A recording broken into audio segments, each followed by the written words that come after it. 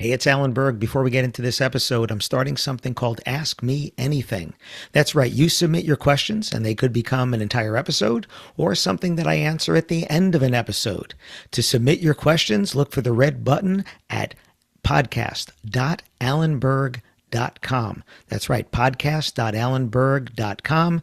Click on the red button, submit your question, and maybe you'll hear it here on the podcast. Thanks.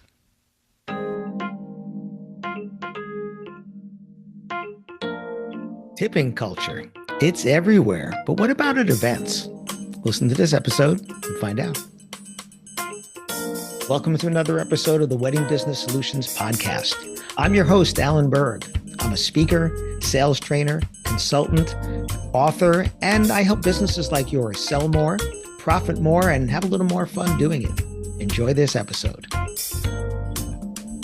Hey, it's Alan Berg. Welcome back to another episode of the Wedding Business Solutions Podcast. This is an Ask Me Anything from Mary Lee in Connecticut. At events, you have the possibility of, not the possibility, but maybe the expectation that some people might receive gratuities. And that includes bartenders and people like that. So the question is, should on a bar, if the host has not prepaid tips for bartenders, is a tip jar acceptable?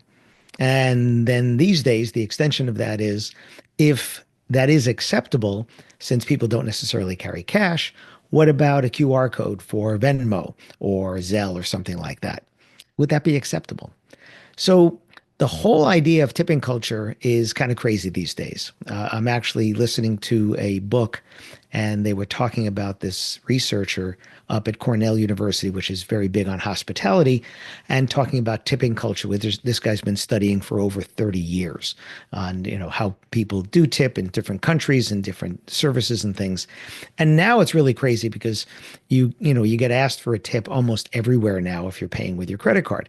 I got asked once at the airport when I checked myself out at one of the convenience stores in the airport. It asked if I wanted to give a tip, and I was wondering, how do I get that tip if I tip myself? How does that happen, right? So it's kind of weird that people leave that on there. I know when I have Square, when I sell books at events, I have the ability to turn tips on or not, and I don't turn it on because it doesn't make any sense for that. But I think some people just leave it on. I also saw one where somebody posted that they were somewhere and the base tip, it offered three different tipping things, which not uncommon at restaurants. You might see 18, 20, 22%, sometimes 20, 25, 30%. And this one was 30%, 50%, and like 80% or 100%. It seems kind of like a little forward on that, maybe.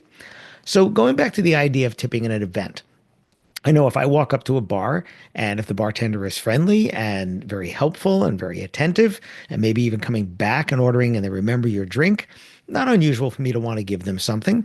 And yes, I don't always have cash, or I don't always have, smaller denomination cash. I always carry some in my wallet just in case. I wouldn't mind tipping that way. In San Diego, there's a free service that has these extended golf carts that can drive you around town. You can call it with an app, and it's free, but on the back of the partition behind the driver puts their QR code for Venmo, and you can tip the driver that way. And I found that very convenient. So it brings up a whole bunch of different things. First of all, I think it should be brought up to the host. Is tipping acceptable? Would a tip jar be acceptable? And if tip jar is acceptable, then a QR code would be acceptable. And if they don't want that to be happening at their event, then prepaying the tips and covering that, and having the bar staff say, it's already been covered by your host, thank you very much, but no. That's a nice way to say, hey, you've been taken care of here. So I think if it was my event and a tip jar would be acceptable, the QR code would certainly be acceptable. If the tip jar would not be acceptable, then I wouldn't want any of that to be. But I think it has to be a discussion there. I don't think that would be the case for wait staff, servers at an event, because there generally wouldn't be a tip jar or anything like that anyway. So I don't think that would be acceptable. But I think it really needs to be a discussion, and that discussion has to happen with the host of that event to say, is this acceptable or not? And if it is, then it should be done this way. And I think it should be done professionally. Like, I don't think it should just be some handmade thing. I think it should be done where it's shown, if if you want to, show some extra love here to the bartenders, this is a way that you can do it. And it's a modern way to do it. So again, I wouldn't have a problem with that as a guest. If a tip jar was acceptable, then a tip QR code would be acceptable. If the tip jar is not acceptable, then that should be discussion ahead of time. So thank you, Mary Lee, for bringing this up. I don't know what more there is to say about this. I mean, I could start certainly getting up on my soapbox about the whole tipping culture now. A lot of places are assuming or putting onto the service charge onto the receipt. And I find that confusing as a guest, because a service charge, is that a gratuity or is it not? Is that going directly to the staff or is it not? So, and then there's usually a line for tipping on top of that. So it is kind of confusing. And this is just at a restaurant for dining. I mean, I know that it is confusing for people who are planning an event for the first time, the idea of plus tax plus service charge. And then the question of gratuity. Well, is that service charge a gratuity or is it not? Because legally, if you say it's a gratuity, it has to pass through to the staff. If you say it's a service charge, it doesn't have to pass through to the staff. So at an event, I understand, being in the industry, I understand plus. As a diner in a restaurant, I find that very confusing if there's a service charge of 18% and then there's a line for tipping on top of that. So does that go to the staff or not? Am I just paying their salary? What is that? So tipping culture, it's confusing these days. I think it's a little out of hand in some places, certainly with those when they're assuming certain numbers. I get it if it says parties of 6 or more will be, assessed a gratuity of whatever. It's a gratuity, that's fine. If I want to tip more, I can. But I understand that, they don't want to get stiffed. And then I also understand that as I travel internationally, I have to look up and see what the expectation is, because in some places it's nothing. Some places 10% in a restaurant or 15.